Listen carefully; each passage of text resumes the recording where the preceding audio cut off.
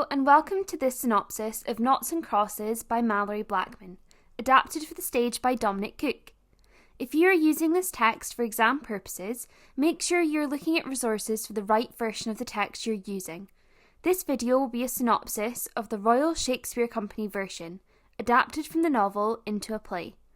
Whilst the novel and play are similar, there are differences in the way that this has been brought to life on the stage. Both acts have a large amount of scenes, some only minutes long. On the screen you'll see each scene and where it takes place, whilst I give you a description of what is happening on the stage. You might want to take notes or add to the ones you have already whilst you listen. Let's get on to the video. Callum McGregor and Persephone Hadley, known as Sephi, are from different worlds. She is a cross, dark-skinned, wealthy, and privileged. He is a Nought, the light-skinned lower class that was once enslaved by the crosses. Sephi and Callum have been secretly meeting on Sephi's private beach. They are best friends, though Callum is very aware of the differences in their status and worldviews. Sephi is almost 14 and is thrilled that 15-year-old Callum will be attending her school this year to integrate it. The first day of school is horrible for Sephi and Callum. A mob outside protests the Nought students being allowed into a cross school, and Sephi gets the mob to disperse by screaming that her classmates are acting like blankers. Callum is hurt and offended by this, so Sephi agrees not to use the racial slur again. At home, Callum's mum and dad fight about how best to fight for racial equality, whilst his brother Jude and sister Lynette, who's mentally ill and suffers delusions that she's a cross, also argue. Callum starts to suspect that Dad and Jude are part of the Liberation Militia, an underground resistance group. At school, Sephi sits at the Nought lunch table. She's removed by a teacher, then later beaten up by cross girls in the bathroom. Hearing that Sephi was injured at school, Callum rushes to her house, but Sephi's mum, Jasmine, sends him away, telling him to never come back again.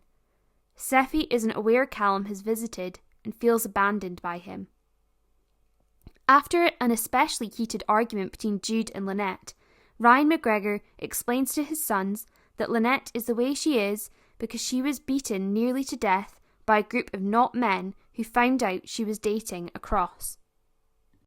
As a result of Jude and Lynette's argument, Lynette is injured and she snaps out of her fantasy world, and her and Callum discuss the future in his bedroom.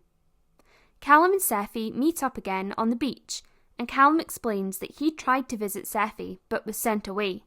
The two make up and agree that they will always be friends. At Callum's house, Maggie and Jude are arguing when the police come to the door and inform the family that Lynette has been found dead. She killed herself by stepping in front of a bus. Sephi is the only cross to attend Lynette's funeral, but her presence isn't well received. Dad and Jude both tell her to leave, and she rushes out of the house. Later at the beach, Sephi apologises to Callum for turning up at the wake.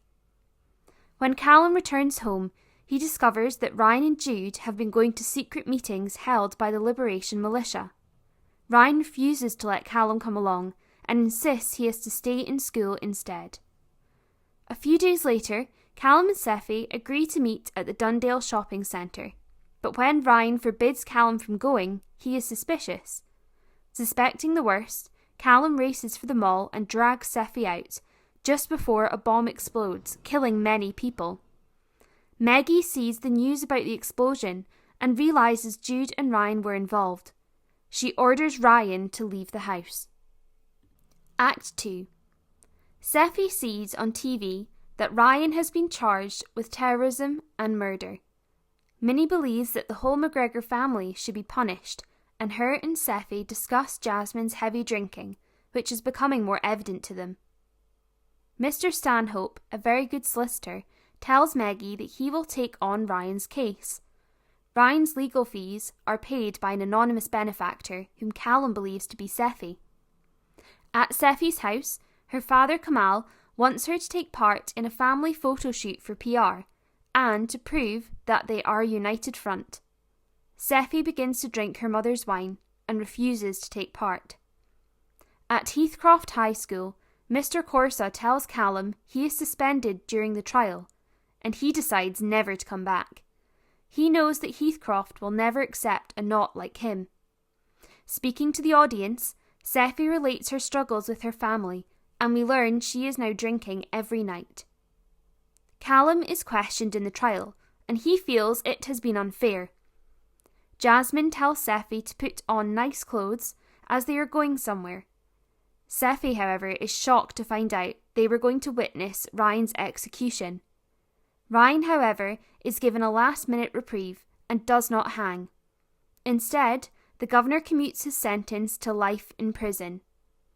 Seffi confronts Jasmine, who tells her it was their duty to support Kamal and go to the execution. Jasmine reveals that she has paid Ryan's legal fees. Seffi tells us that Callum's house was burnt down by protesters. Kamal tells Seffi that they are sending her away to boarding school. Jasmine asks Kamal to spend more time with the family, but he refuses. Callum climbs up Seffi's balcony that night. They discuss running away together and fall asleep. After Callum leaves the next morning, a reporter announces that Ryan died trying to escape the prison. Seffi persuades Sarah to take a letter to Callum before she has to leave to boarding school. Jude and Callum meet in a burger bar, where Jude convinces Callum to join the Liberation Militia. Callum returns to his aunt's house and packs his bags, and tells Maggie he is leaving. After he goes, Sarah arrives with the letter for him. Meanwhile, accepting that Callum isn't coming, Seffi leaves for boarding school. Around 2.5 years passes. Callum rises quickly through the LM, but he's uncomfortable when Jude takes over his cell.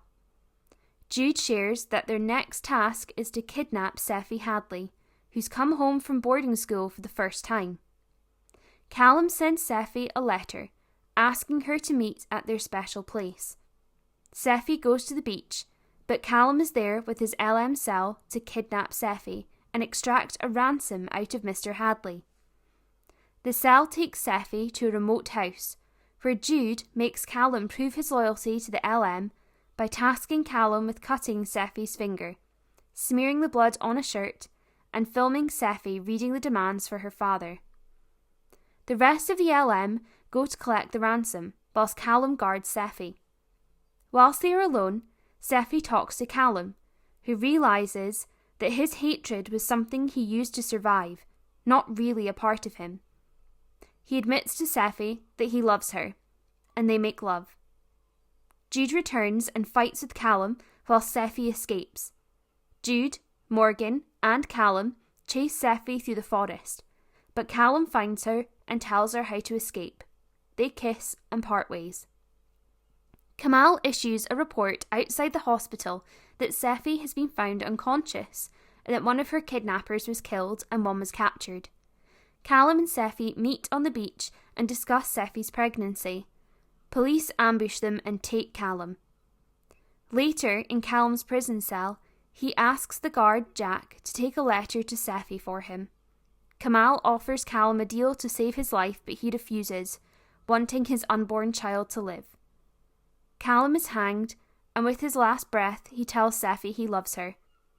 Seffi later gives birth to Callie Rose McGregor, using Callum's last name instead of her own, and we see her holding the baby on the beach in the final scene. I hope you find this synopsis useful, and if you're looking for any more help videos, check out the playlist linked in the description below.